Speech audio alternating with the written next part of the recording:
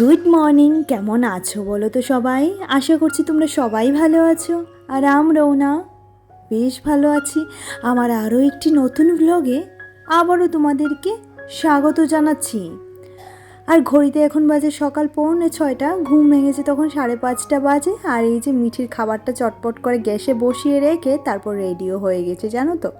তো ওর জন্য একটুখানি ফ্রাইড রাইস করে দিলাম সমস্ত ধরনের সবজি দিয়ে। এটা একদম কুকারেই করে দিয়েছি, কারণ যেহেতু টাইমের অনেকটাই শর্টেজ থাকে সকাল সকাল, সেই কারণে। আর আজকে মঙ্গলবার, আজকে থেকেই মিঠির পুরোপুরি এক্সাম শুরু হয়ে গেছে। তো সবাই অবশ্যই করে মিঠিকে ভীষণ ভীষণ করে আশীর্বাদ করবে যাতে তার এক্সামটা ভীষণ ভালো হয়। আর সে ক্লাস 3-তে এবার এক্সাম দিচ্ছে, এবার 4-এ উঠবে। তো সবাই প্লিজ আশীর্বাদ করো। আর আমার মনিকা দিদিভাই গতকালকে বলেছে যে তোমার কমেন্ট পড়াটা আমার ভীষণ ভালো লাগে। মিঠির তো এক্সাম চলছে, কেমন হচ্ছে মিঠি এক্সামটা? তো মিঠির আপাতত গতকালকে একটা দিয়ে এসেছে, মানে আজকে যে মুহূর্তে তোমরা ভিডিওটি দেখছো, আজকে একটা দিয়েছে আর গতকালকে একটা দিয়েছে। মানে মঙ্গলবার থেকেই তো শুরু হয়েছে, মঙ্গলবার একটা বুধবার একটা দিয়েছে। তো ও বলছিল খুব ভালো হয়েছে। এখন দেখি, বাচ্চারা তো অনেক সময় বানান ঠানান ভুল করে দেয়, তো সেই কারণে দেখা যাক কি হয়, কতটুকু কি ঠিকঠাক করেছে আর কতটুকু কি বেঠিক করেছে সেটা তো এখনও অবধি বুঝতে পারছি না। আর এদিকে আমি সমস্ত রকমের কাজ সেরে নিয়েছি। আর ওই সকালে ক্যামেরা ধরে কাজ করতে না আমার ভীষণ অসুবিধা হয়ে যায়, কারণ যেহেতু বুঝোই তো একা হাতে সংসারের সমস্তটা কমপ্লিট করে উঠতে হয়, মেয়ে আসার আগে আবার সমস্ত কিছু সারতে হয়, সেই কারণে না একটুখানি দেরি তো হয়েই যায়, জানো তো। আর কালকে কিন্তু আমার রুম্পা দিদিভাই বলেছে, সত্যি গো, বাচ্চাদের পরীক্ষা সামনে আসলে মাদের হাল বেহাল হয়ে যায়। দিদিভাই মানে আমি বুঝতে পারি, আমি যেহেতু একটু বেশি এই ব্যাপারটা নিয়ে পজিটিভ, তো সেই কারণে না মানে কি করি বলো তো, সারাক্ষণ তাকে নিয়েই ব্যস্ত থাকি। এই এটা পড়েছিস, এই সেটা পড়েছিস, তো এই হচ্ছে অবস্থা। তো সোনালি বলছিল খুব খুব সুন্দর হয়েছে, অসংখ্য ধন্যবাদ।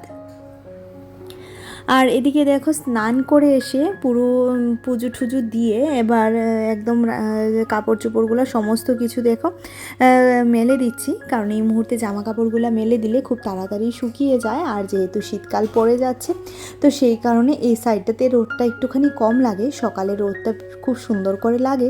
তো সেই কারণে না সকাল সকাল জামা কাপড়টা মেলে দেওয়ার চেষ্টা করি, জানো তো।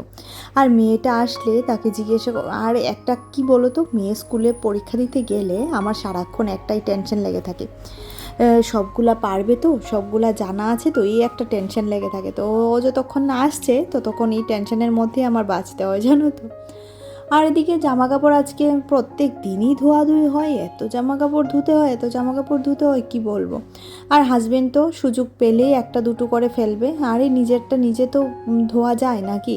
আমি না জীবনে কখনো কারোর উপর নির্ভরশীল থাকতে পারিনি, বা নির্ভরশীল থাকাটা আমার একদমই ভালো লাগে না। আমি নিজের কাজ নিজে করতেই বেশি পছন্দ করি, বেশি স্বাচ্ছন্দ্য বোধ করি। তো সেই কারণে আমি কখনো আমার নিজের বোনকে দিয়েও কখনো একটা কাজ করাতে পারি না, যে এটা করতো। আমি কখনো কাউকে যে অর্ডার দিয়ে কাজ করাবো সেটা না আমার দ্বারা হয় না, জানো তো।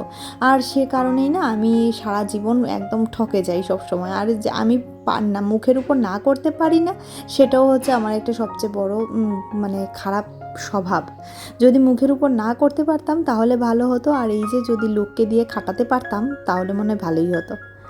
আর এদিকে ফুলকপিটা কাটছি, আর ফুলকপি আলু দিয়ে ডিমের ঝোল করব রাতের জন্য। তো এই ডিমের ঝোলটা আর তোমাদের সাথে আজকে শেয়ার করব না, নর্মাল ডিমের ঝোল যেরকম হয় ঠিক সেরকমই। আর বর সেদিন বাজার থেকে নতুন আলু নিয়ে এসেছিল, তো নতুন আলুটা দেখছি একদম ভালো না। বুঝতে পারি না কেন এই ধরনের মানে আলুগুলোর মধ্যে এত মানে পচা, কি বলবো, দেখো অবস্থা। মানে এই আলুটা কি খাওয়া যাবে বলো? আর সমস্ত আলুগুলো এবার কেটে নিচ্ছে, সেদ্ধও ঠিকঠাক মতো হয় না, মনে হয় আধা সেদ্ধ আধা সিদ্ধ এরকম। তো মিঠির বাবাকে বলেছি আর নতুন আলু আনবে না, একটু অ্যাভেলেবেল হোক তারপর আনবে। আর একটুখানি নুন হলুদ দিয়ে ফুলকপি আলুটাকে ভাপিয়ে নিচ্ছি। হলুদ দিয়ে ফুলকপিটা ভাপানোর কারণ এটাই যে যদি কোনো পোকামাকড় থেকে থাকে, পোকামাকড়ের বিষাক্ত কিছু থেকে থাকে, তাহলে সেটা কেটে যায়। আর এদিকে দেখো মাছ তরকারি একটা রান্না করব। ছোট্ট ছোট্ট পাবদা মাছ এনেছিল সেদিন, একদম অল্প 100 গ্রামের মতো পাবদা মাছ এনেছিল। তো সেটাকে বেগুন দিয়ে রান্না করব। এমনিতে আমার বর কিন্তু বেগুন খেতে চায় না, কিন্তু এই যে এই ঝোলটাতে আবার সে বেগুন খায়। তো তার জন্য দেখো ঝোলে দিয়ে দিলাম, তেলে দিয়ে দিলাম কালো জিরে। তারপর বেগুনটাকে দিয়ে ভালো করে নাড়াচাড়া করিয়ে এদিকে কিছুটা কাঁচা লঙ্কা দিয়ে দিলাম। আর একটা মশলা করেছিলাম যেটা হচ্ছে শুধুমাত্র জিরে আর পেঁয়াজ বাটাটা দিয়ে জিরে আর শুকনো লঙ্কার গুঁড়ো দিয়ে দিয়েছি, নুন হলুদ তো আছেই। আর এই হলো পাবদা মাছগুলি। এটা কি একটা পাবদার নাম বলেছিল, আমি এই মুহূর্তে নামটা ভুলে গেছি। তো তোমাদের যদি কারো চেনে থাকো যে এই পাবদাটাকে কি বলে, সেটা অবশ্যই আমাকে জানিও। আর জানো তো, ইদানিং আমি একটা জিনিস লক্ষ্য করছি, যেহেতু খুব সকালে আমার ঘুম থেকে ওঠা হয়, আর দুপুর মানে সারা দিনে এনার্জিটা কখন থাকে বলো তো, একদম গোপোষণার সেবা দেওয়া থেকে ধরে মিঠিকে ভাত খাওয়ানো, ঘুম পাড়ানো থেকে যেই দুপুর 3টে বাজে না, আমার সেই এনার্জি যে কোথায় চলে যায়, আস্তে আস্তে করে না ফুস হয়ে যায়। তো সেই কারণে গাছগাছালির যত্নটাও সেরকমভাবে পারছি না। তো ভাবছি আজকে একটু গাছের যত্ন করব, যেটা আমি তোমাদের সাথে শেয়ার করব না, একদম আস্তে ধীরে করব। তো ক্যামেরা ধরে এই কাজগুলি করা যায় না, যেহেতু এটা আমার একটা প্রিয় কাজ। গাছ লাগালেই হয় না, গাছের যত্নও করতে হয়, তাই না? তো সেই কারণে যেহেতু এটা আমার ভীষণই প্রিয় একটা কাজ, তো সেই কারণে না এটা আর তোমাদের সাথে আজকে শেয়ার করছি না।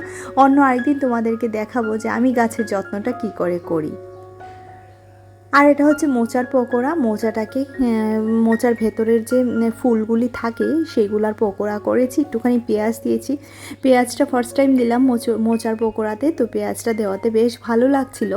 আর এদিকে রান্নাবান্না শেষের পথে সমস্ত বাসনপত্র মাঝামাঝি, গ্যাস ঠ্যাস পরিষ্কার করা সমস্ত কিছু তো আছেই।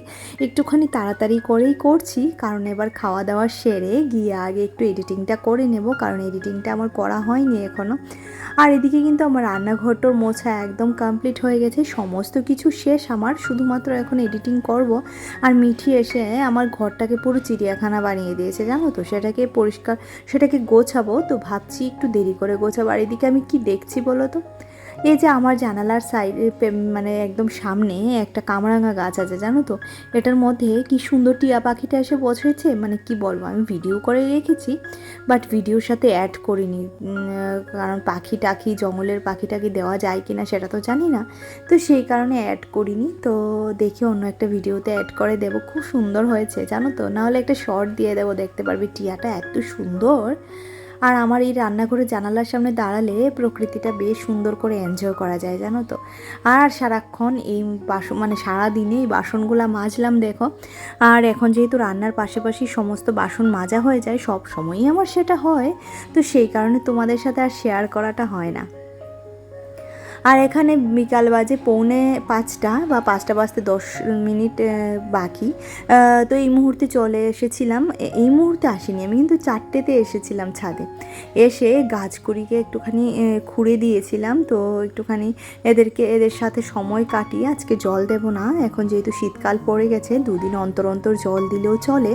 তো এইদিকে দেখো এবার জামা কাপড়গুলো নিয়ে যাচ্ছি। এখন এই মুহূর্তে এগুলোকে ভাঁজ করতে পারবো না, জানি না কখন ভাঁজ করব, তো দেখি কখন ভাঁজ করি, যখন করব তখন তো করবই।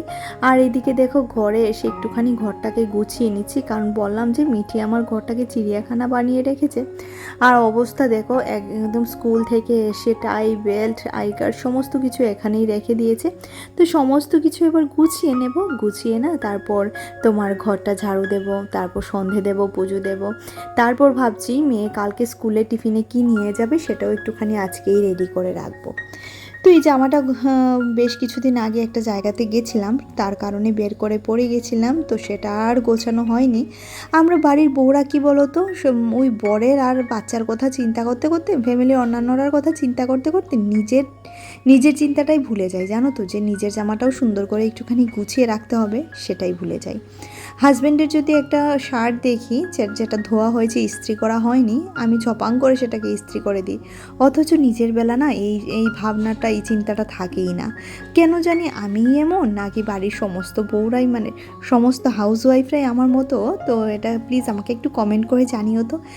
নিজের ক্ষেত্রে আমরা ভীষণ কেয়ারলেস হয়ে যাই, তাই না? তো জামা কাপড়গুলো গুছিয়ে এই মুহূর্তে আলমারিতে তুলে রাখবো না, সাইডে রেখে দেবো। এই মুহূর্তে রাখতে পারলে ভালো হতো, কিন্তু সন্ধে হয়ে গেছে, সন্ধে দিতে হবে। আর সন্ধ্যের সময় না এই মানে অতিরিক্ত কাজ ভালো লাগে না। তো আমি একটু একটু করে ছোট ছোট ব্লগের আকারে আমার সারাটা দিন তোমাদের সাথে শেয়ার করি। আর অবশ্যই করে তোমাদের প্রতিদিনই জিজ্ঞেস করি যে কে কে এই মুহূর্তে ভিডিওটি দেখছো, আর কে কোথা থেকে ভিডিওটি দেখছো প্লিজ আমাকে অবশ্যই কমেন্ট করে জানিও। আর আমি প্রতিদিনের মতো আবারও বলবো, যারা আমাকে ভালোবাসা দিচ্ছ তাদেরকে অসংখ্য অসংখ্য ধন্যবাদ।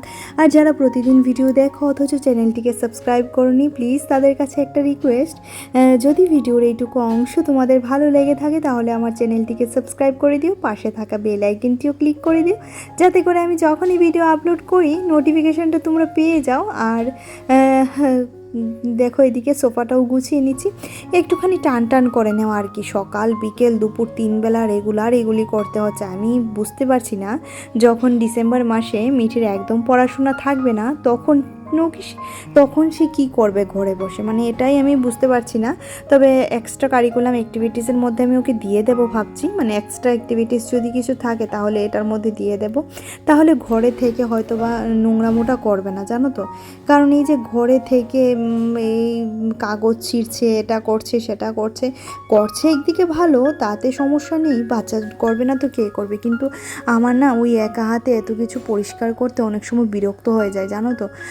আর সমস্ত বকুনি গিয়ে খায় হাজব্যান্ড, যেহেতু হাজব্যান্ড মেয়েকে কিছু বলে না, আর মেয়ে তো একদম বাবা বলতে অজ্ঞান। আর আমি যদি কিছু বলি সঙ্গে সঙ্গে বাবাকে এসে বলবে, বাবা মা এটা বলেছে। তো এই হচ্ছে অবস্থা, প্রত্যেকের ঘরেই আশা করছি এমন, তাই না? মেয়েরা একটুখানি বাবা ভক্তই বেশি হয়।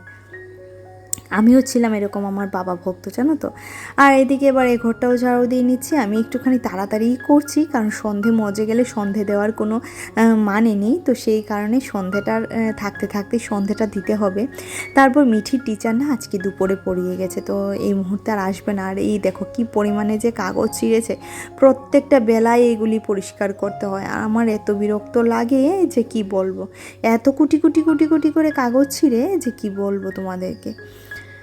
আর এদিকে মেয়ের জন্য কালকে লুচি করব, বললামই তো, আগামীকালকে টিফিনের জন্য একটুখানি রেডি করে রাখবো, টিফিনের জন্য সমস্ত কিছু। যেহেতু সকালে 5:30টায় উঠলে আমার টিফিন রেডি হয়ে যাবে আধা ঘন্টার মধ্যে, তো সেই কারণে লুচি করব। তো লেচিগুলো কেটে রেখে দিচ্ছি, সাথে একটুখানি আলুও সেদ্ধ করে রাখলাম।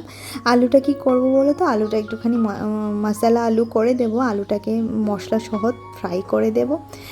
তো এই আলুটা জানি খেতে টেস্টি হবে না, তারপরেও দিয়ে দেবো করে, কারণ এই মুহূর্তে পুরনো আলু করে নেই। তো চলো এটাকে এবার ফ্রিজে রেখে দিই। আর আজকের মতো বিদায় নিচ্ছি, দেখা হচ্ছে পরবর্তী আরও একটা ব্লগে। ততক্ষণের মতো সবাই ভালো থেকো, সুস্থ থেকো, বিশেষ করে নিজের শরীরে অবশ্যই খেয়াল রেখো। টাটা।